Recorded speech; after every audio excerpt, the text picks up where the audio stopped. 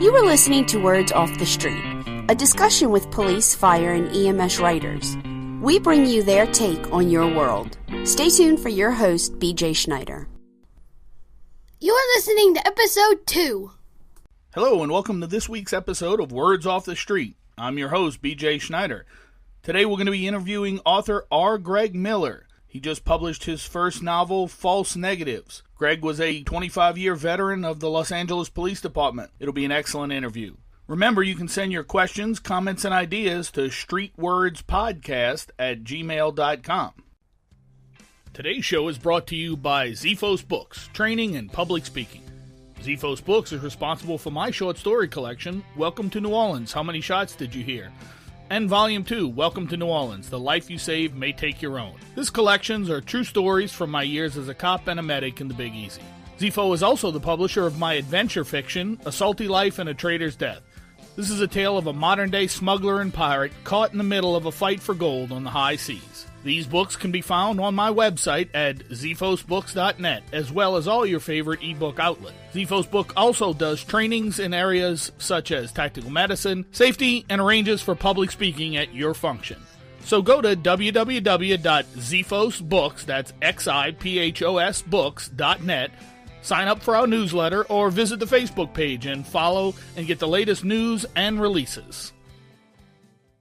All right, time to talk about what's new in the news and noteworthy. Let's talk about what's new first. This one isn't first responder related directly, but we're recording this here in December, and I couldn't pass this one up as a new release. It's called All the Gallant Men, an American sailor's first-hand account of Pearl Harbor, the first memoir by a USS Arizona survivor. Donald Strayton, one of the battleship's 5 living heroes, delivers an epic, powerful, and intimate eyewitness account of Pearl Harbor and his unforgettable return to the fight. If that's not one worth reading, I can't think about what would be, guys. That's definitely one that I would recommend as new. Next up, we're going to talk about what's in the news. Again, this being right before the Christmas season, we're always wondering about how books are doing and how they're doing in the store, specifically those of us who are independent booksellers. So, indie booksellers see early holiday sales boost. They've had a 50% increase in sales from last year here since Black Friday, specifically in independent books and independent book sales. That's something we can all look forward to for all of us who are authors. And lastly, let's talk about what's noteworthy. I always try to dig through everything new, old, and find out what would be specifically noteworthy for those in public service. And I come across one over and over again that I've read several of his books, and I just want to make a point of mentioning. That's Lieutenant Colonel Dave Grossman. Dave Grossman's wrote several engaging novels, but specifically what I want to talk about is 3 of them right off the bat. He has a book called On Killing,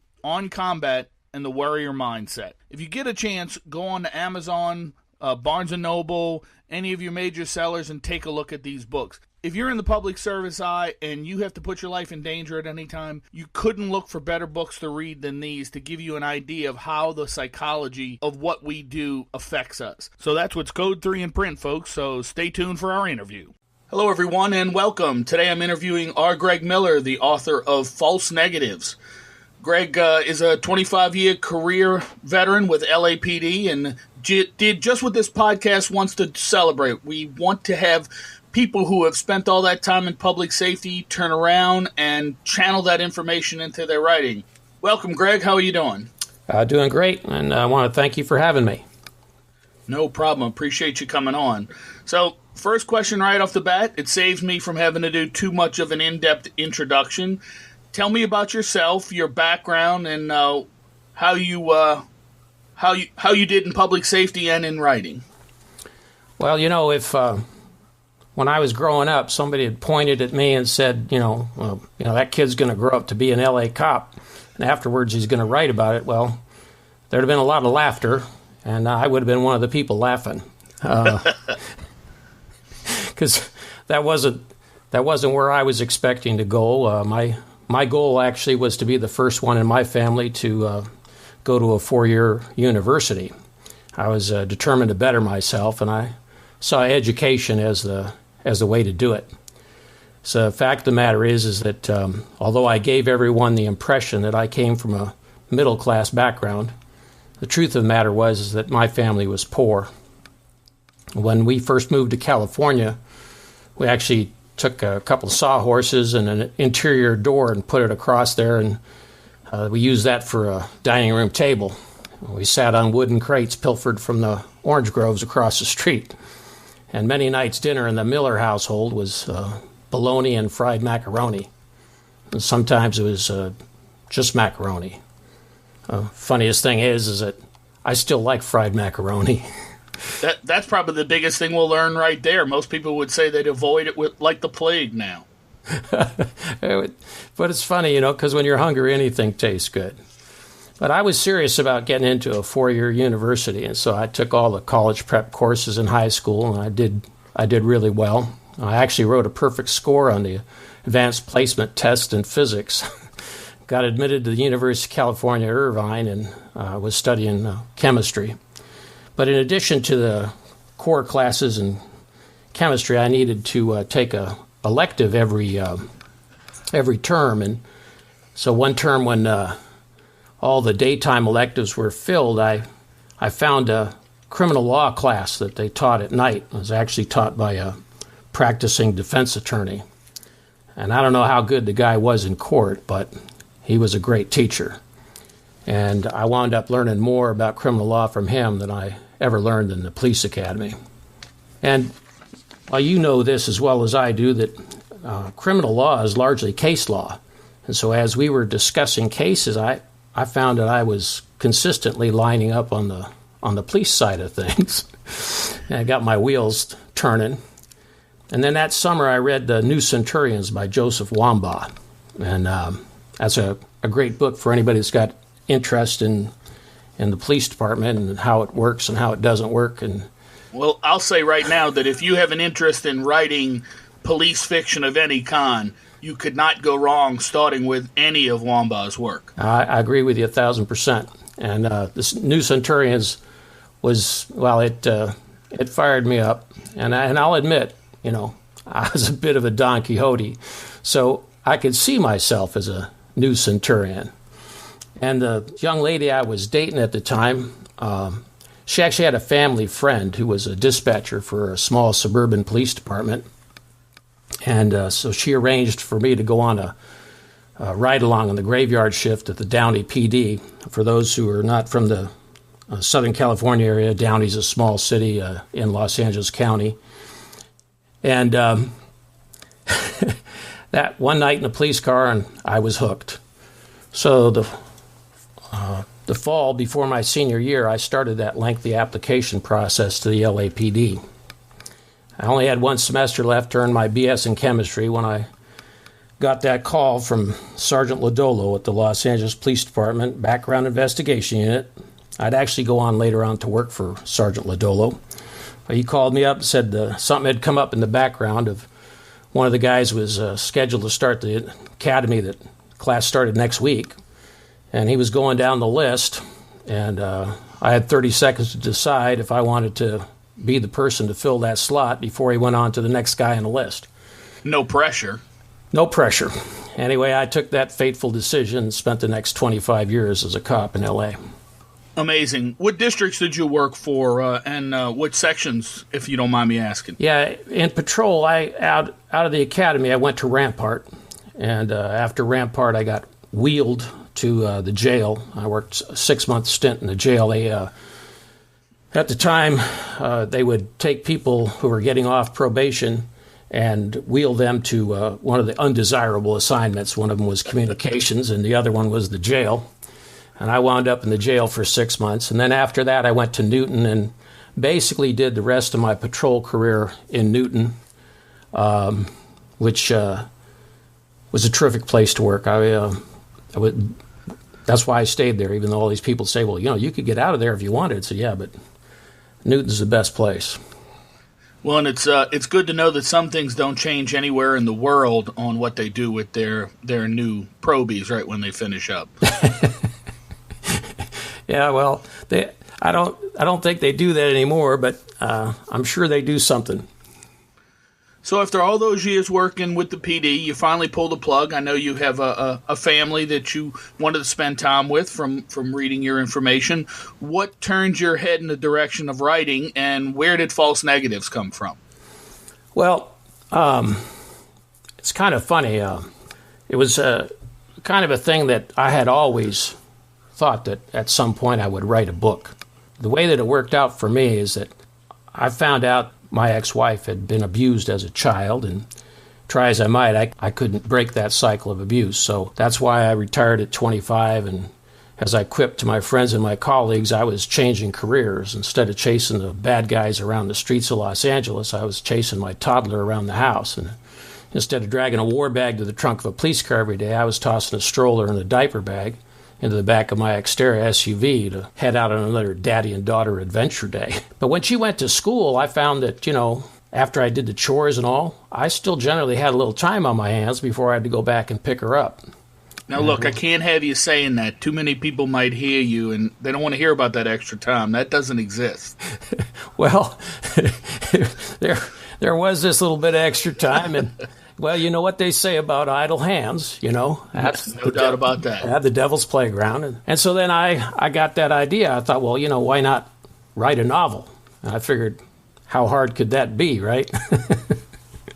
After all the writing I'd done. I mean, of course, there was college, but then, 25 years of arrest reports and crime reports and search warrant affidavits and follow-up reports and, putting all that stuff together and hopefully in such a way as to show who did what to whom, right? And it was all, literally subject to cross-examination in a court of law. And then besides that, when I was in those administrative positions, my bosses always recognized I was a scribe, and they started handing me completed staff work, which meant I was writing these research papers, some of which ended up as a position paper for the chief of police. But I found out, of course, that writing a novel is a totally different kettle of fish. No doubt about that. Well, when you started writing, and take this as a compliment for sure, we were just talking about Wamba, and the setting of your novel is very, is Wamba-ish a word? Is very in that vein of when his early books were written and the kind of backdrop that you saw with some of that. Where did that story come from? Well, actually, it's the main character, Max Stoller. He's the only one that's loosely based on a real person. And yeah, he's loosely based on me. The rest of the people are all conglomerations of folks that both on the job and in other situations. And the story just kind of came together actually as I was living my career. I always thought, that I would at some point in time want to write a book. And so the whole thing has just kind of come together in my head that way. And that's kind of unusual because at some point in time I put this aside and started working on an espionage novel, and which is about halfway done right now. But in that case, I actually sat down, made out a timeline, did all sorts of different things. But when it came time to the story of False Negatives and the sequel, which is Black and White, that was just there, just kind of developed over the years as I was living my career. Excellent. So you're obviously working on another project, an espionage novel. When do you see that being ready to come out? God, I hate asking that question because writers don't want to hear that.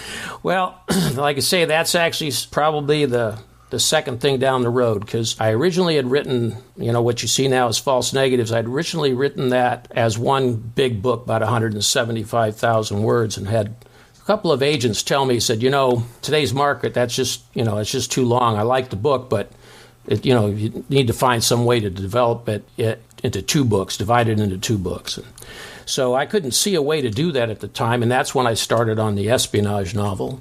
And I was about halfway through that when I got this idea how I could separate it into two books.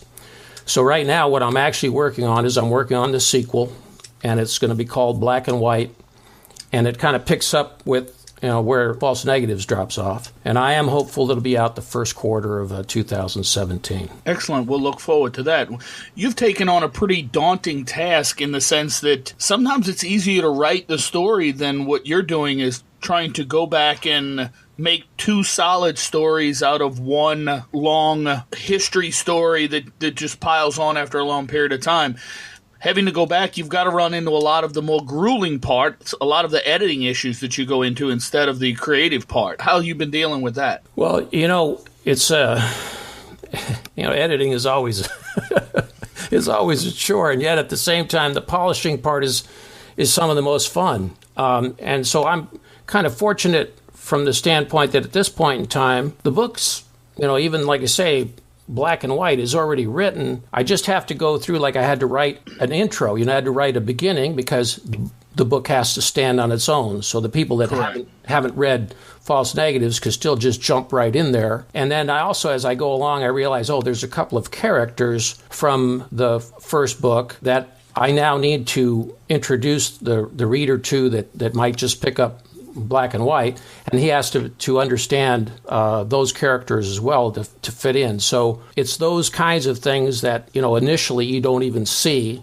and then as you go through and you begin to say, oh, geez, I gotta make sure everybody understands who Amber is and how Amber and Max met and how it all fits together. So that's part of the fun too. I enjoy it's kind of like a jigsaw puzzle type thing. You just putting all the pieces together and then making them actually fit really tight so that when people read it, it's very seamless. I've been happy that the people who have talked to me about False Negatives, they all say that it's it flows really well. It's just a fast and easy read, and it feels like it's all one story. I agree.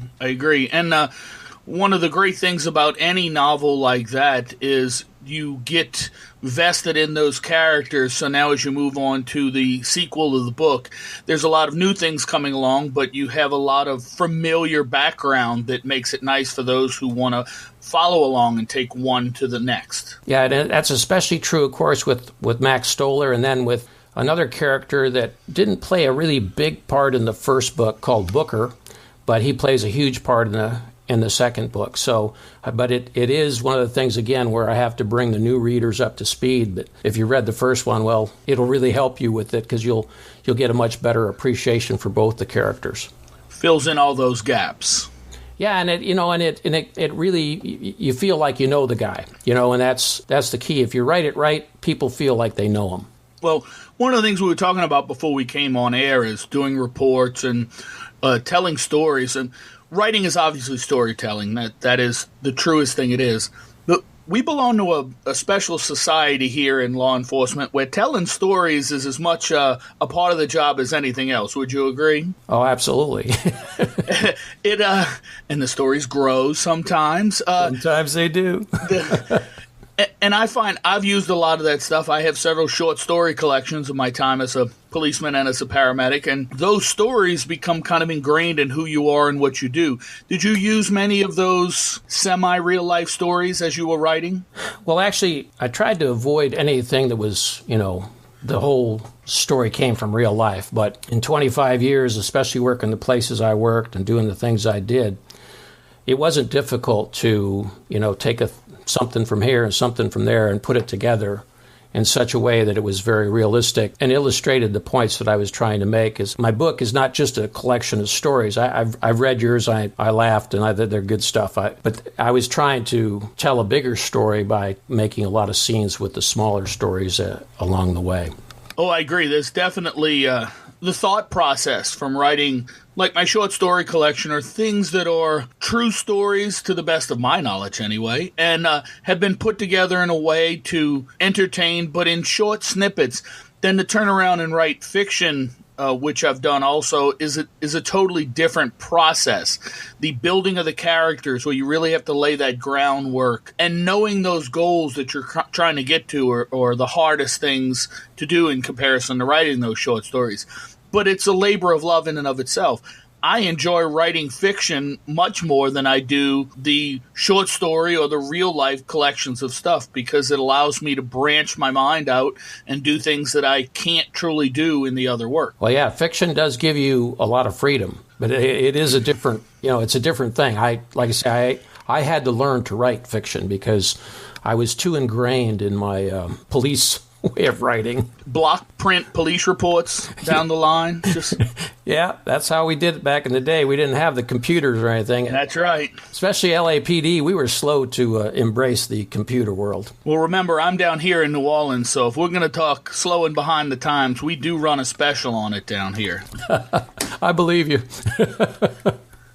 So let's talk a little bit about your writing process, how you move along with some of your things, because one of the things I like to do is not only highlight your work and what you've done, but there's a lot of people out here who hopefully are listening that are wanting to get into taking their experiences and move them into writing in the public safety world somehow. Some of the things I want to know is, do you have a special time you write? How do you structure your writing around your life? Well, it's kind of funny. I'm kind of seat of the pants kind of a guy when it comes to, my writing. As I've been known to write up into the wee hours of the morning, and other times I'm at the computer at 6 a.m. with my cup of coffee. It really depends. I mean, on any given day, at any given time, I'm as likely to be learning to build a website or edit an image and photograph as I am to be writing. So I don't have structure unless I'm for instance, I'm just trying to put the final edit or something on something, and then, I'll probably be working at it from morning till night for a bunch of days in a row, as long as it takes. But other than that, I don't really have that kind of a schedule. It's more do what I got to do at the time. That's very similar to the way I write, and I think it's as much as what works for you. I've spoke with some writers who are extremely rigid when it comes to, hey, I write between this hour and this hour on every day, and I have this ritual, and my coffee has to be exactly 32 degrees Celsius or whatever the case may be. But that's the process that works for them, and that's what it's all about. It's about what works for us and gets that information flowing. But you helped segue into another question from me. You said, seat of your pants. Well, we all know there's a couple of distinct ways that people write. There's what they call pantsers. That's the people who sit down and start writing and let the characters flow out of their mind with no idea on where it's going. A lot of people say they don't know what's going to happen until it actually happens. And then there's the outliners. I've spoke to some people who will put more words in an outline than I know some people who have put into books. They'll take months and 50, 60, 70,000 words in an outline, just laying out their inspiration and thoughts for the book. And many places in between. Where do you fall on that when it comes to looking at your work? Well, see, that's what's kind of interesting. With false negatives in black and white, that was already in my head, so I didn't have to write that, do an outline and figure all those kinds of things out. But with the espionage book, I really did take a lot more time and looked at the characters and their timeline from like when they would be born, when they would go to school, and all that I had to make fit together. And like I say, with the police novels, I didn't have to do that because, like I say, I basically lived it, so I didn't need to do that. But I am one of the people who I get my characters going and then I let them go on their own. And they are liable to say or do anything. Isn't that the funnest thing, though? It is. It is a blast. And a lot of people, well, they think I'm crazy. It's like I had a situation where I was out walking. One of the things I do for exercise nowadays is I take these long walks. I like it. You get out in the fresh air, you get the vitamin D from the sun, and then you get these long, uninterrupted stretches of time to think. And, of course, naturally, one of the things I think about is my writing. And the way I do it is I get all my characters together inside my head, and I have them engage in conversation with each other and with me. You know what I'm saying? So one day I was out walking, and, one of the characters comes up to me in my head and says, hey, I got this great novel. I just know you're going to love it. Says it's a story about this little girl named Scout. And she's being raised by a single dad from the Jim Crow South. I stopped the guy right there because I realized, that description that he was just giving me of To Kill a Mockingbird isn't the thing that's going to make me want to run out and buy a copy of To Kill a Mockingbird, even though that's one of my favorite books, right? But the aha moment is that I was sitting there thinking about how I was going to present my book. And so I realized that if I told other people, hey, I got this great novel. I know you're going to love it. It's a story about this kid named Max Stoller who really wants to make a difference in the world. And so he joins the LAPD in the early 70s. That's not going to make people run out and buy a copy of false negatives either. It was really funny, though, because, like I say, the experience of having this character come up to me and make that statement and the way that it eventually led to a discovery on my part was completely, unplanned. I just let it go. Excellent. This is the only time you're allowed to have voices in your head and not be carted off in the little wagon. That's the greatest thing about being a writer. Well, yeah, the thing is, some people I think would probably still want to cart me off on a little wagon. I understand that completely. Here's a tech question for you. How do you write? Do you write in Word? Do you like to jot things down on paper and move back? Do you use Scrivener or one of the other programs like that? What helps you put your words together that you like to use? I use a word processing program. I use Pages. It's on the Mac. I mean, I have to use Word for like editors and stuff. They all insist on it. But I don't personally like Word. I do have a program, but I prefer to use Pages. But the truth is, I wind up writing things down on a little scrap of paper. And mostly what I find is that I usually will have my iPhone with me. And so from time to time, no matter where I am, I'll go ahead and make notations, because things do come to you at the strangest time, right? And sometimes I'll just kind of like, write it out with my thumbs. Other times I'll use the facility that allows you to talk into it. And although it may not come out perfectly, it puts it down for me to remember for later on. I think that's a great idea. I've become the person who carries around a little digital recorder, because that way I can just put those little snippets down. Because sometimes it's not the whole scene. It's an idea about something that cues you in. And if I have one more folder of widgets, whatnots, and storylines that I hope to eventually make into something, I'll need a whole new hard drive just to hold those. Well, and it's sometimes it's also just like that one little thing in a scene that you already have. And you go like, oh, no, I have to do it this way, not that way, because... And you'll forget that if you don't make a note. Or like I say, sometimes some great particular piece of prose comes to you, right? Or you hear somebody say something and it triggers something in your mind, and then you want to get that down before you forget. I even do that in the middle of the night. Sometimes I wake up and I got to go to the computer and write something down because it just it came to me. Lucky you. If I'm getting up in the middle of the night, the computer is not the direction I'm heading. Well, I may make a pit stop. Oh, well, okay. So one of the things we always talk about in public safety is ego. We know doing the jobs we do, whether you're a policeman, a fireman, a medic, any of the first responders, ego's got a big role to play in that. I mean, we have to be sure of our jobs and ourselves. We have to feel we're the best at what we do when we do it. It's what makes us able to do that job a certain way. Couple of points into that. How do you think ego helps or hurts your writing? And second, how does that relate when you see negative critiques or reviews about your work? Well, I think ego hurts as a writer. It blinds you to your own shortcomings, and it makes it more difficult to take constructive criticism. And I'll be honest, my ego has hurt me a lot more than it's helped me as a writer. I agree with you. The whole picture is that for a cop or a soldier, that big ego is one of the things that he needs. And he needs it because you can't continue to put yourself into harm's way if you don't feel that you're going to come out on top. In fact, it's kind of funny. I had always convinced myself that no matter how many bad guys there were out there, and no matter what weapons they had, and we were always outgunned, that I was still going to triumph just by my wits, my partner, and even with my funky-ass 38 caliber revolver, the crappy 138 grain round-nosed lead ammunition, that I was still going to come out on top. Now, that wasn't true. Any logical look at that says, you can't be assured of that by any stretch. But I had to believe it, or I couldn't have suited up every day. So, you have to have that mindset. You're absolutely right as a cop, but it's one of those things that drives the left wing nuts around the corner when they see a cop or a fireman or somebody that's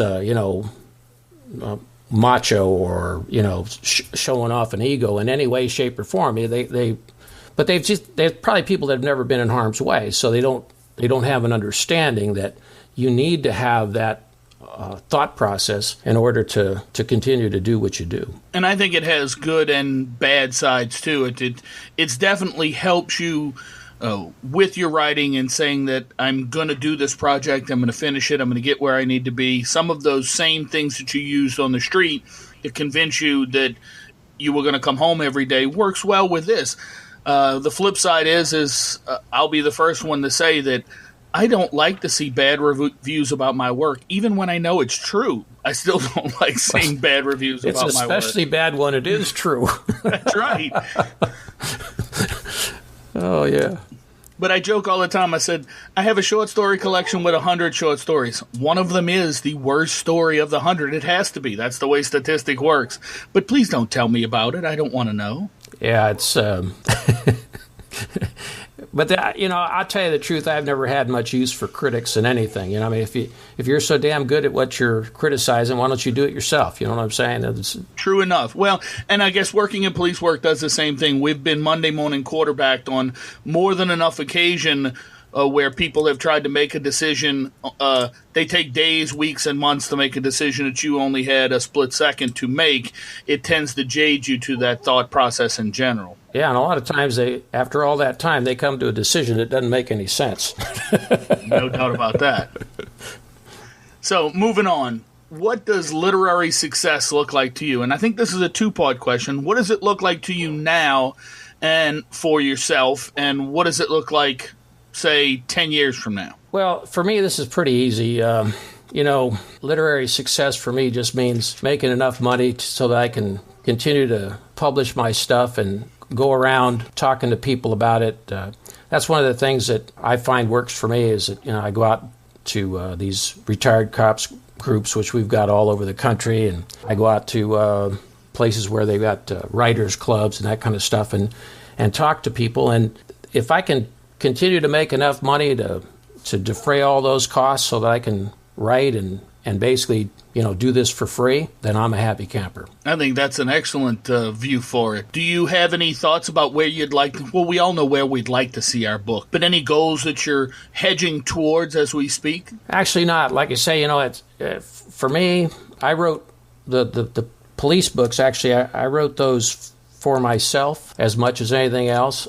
And it can be cathartic in the writing in and of itself. It absolutely can be. Like I say, and I all along through my career just realized that, some point in time, I need to sit down and kind of work this out with pen and paper. Because a lot of the stuff I said, I don't have time to even think about this right now. I'm just going to keep on going on. Knew that at some point in time I'd have to come back and address it.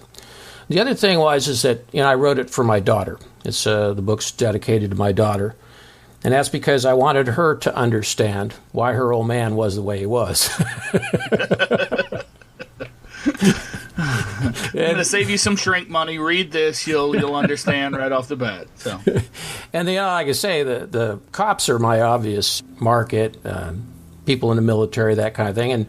And it's surprising to me, actually, there are some other people that enjoy it as well. But that's who I'm marketing it to. And they all relate to it. It's funny because a lot of them, to start out with, I had one guy in particular, he says, yeah, I know.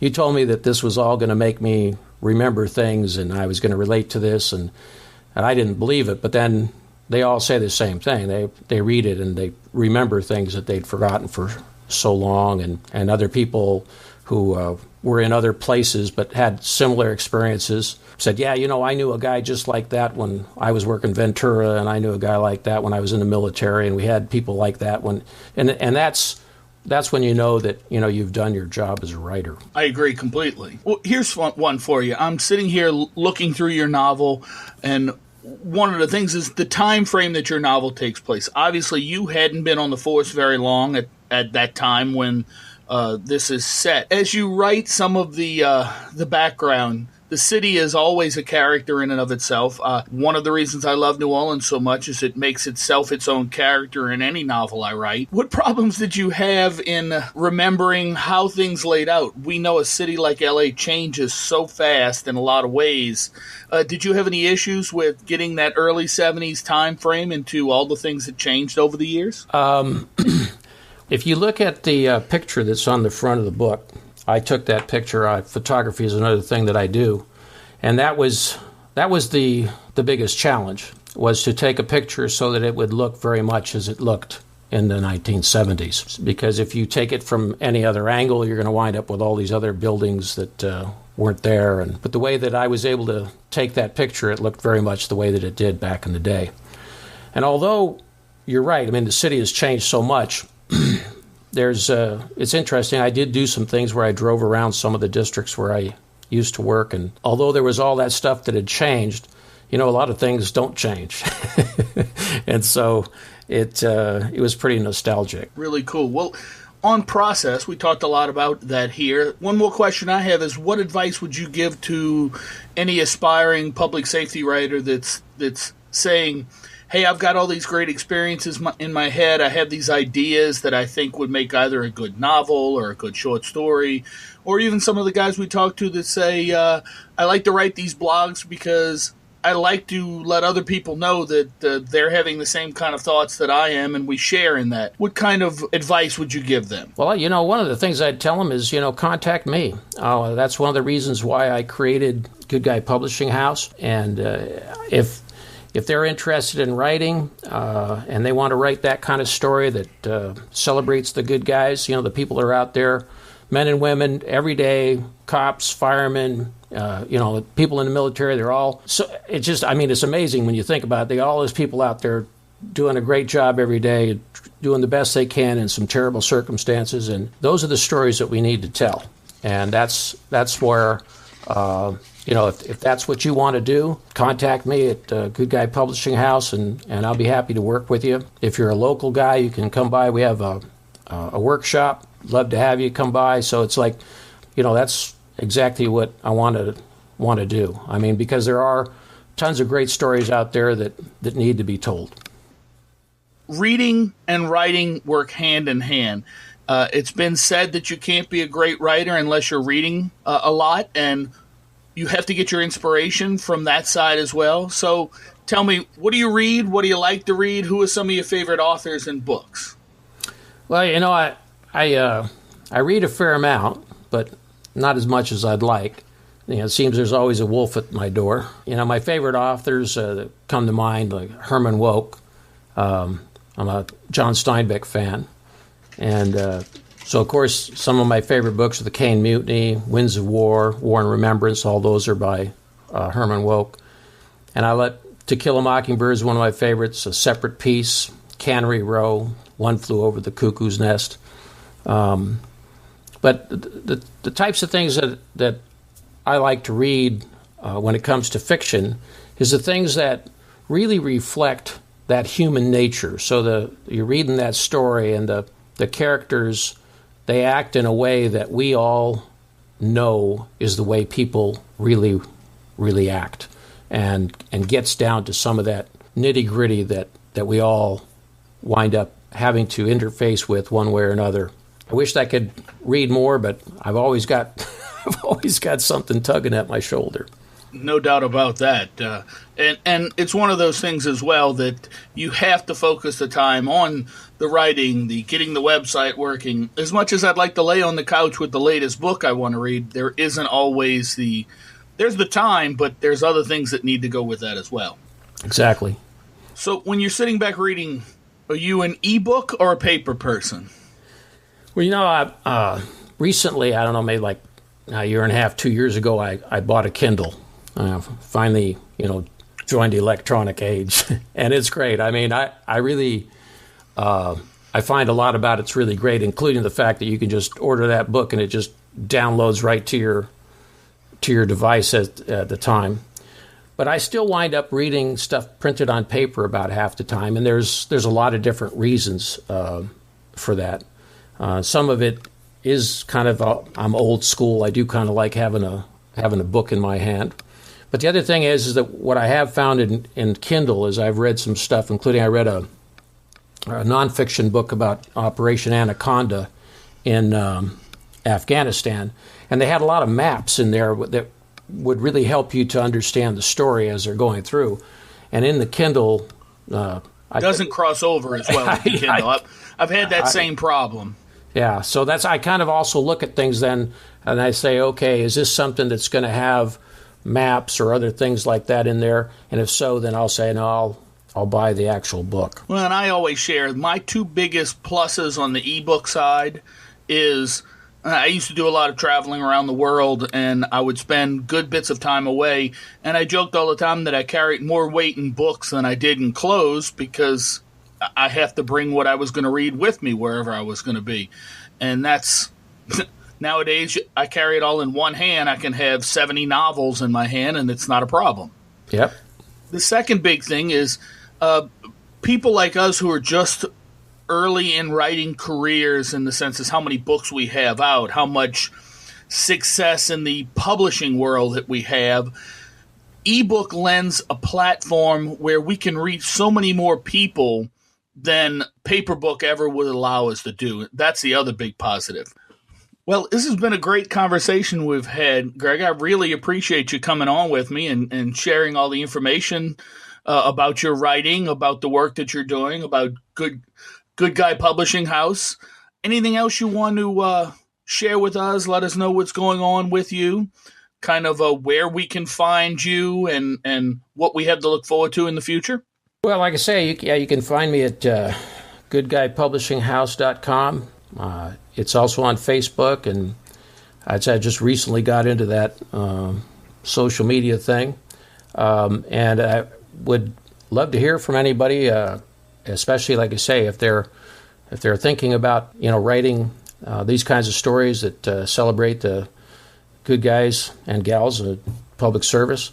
That's what we're all about. And I say if they are from greater Los Angeles area, I'd like to, actually invite them to come out to our writers' workshop, and be happy to help them out in any way that we can. Excellent. Thank you very much. Well, I want to thank Greg once again for coming on. What an excellent interview. Good time talking to him and listening about his book, False Negatives. You can find all the links to Greg, his website, and his Good Guy Publishing House in the show notes. You can also find the links for New News and Noteworthy, All the Gallant Men, and Lieutenant Colonel Dave Grossman also in the show notes. Thank all of you for listening. I'm sitting here with my son, Blade. Say hi, Blade. Hi. Remember, you can always find the show at wordsoffthestreet.com. You can find us at Facebook at Words Off the Street. And you can always send us an email at streetwordspodcast@gmail.com. Bye. See you next time. You heard him. See you next time, folks.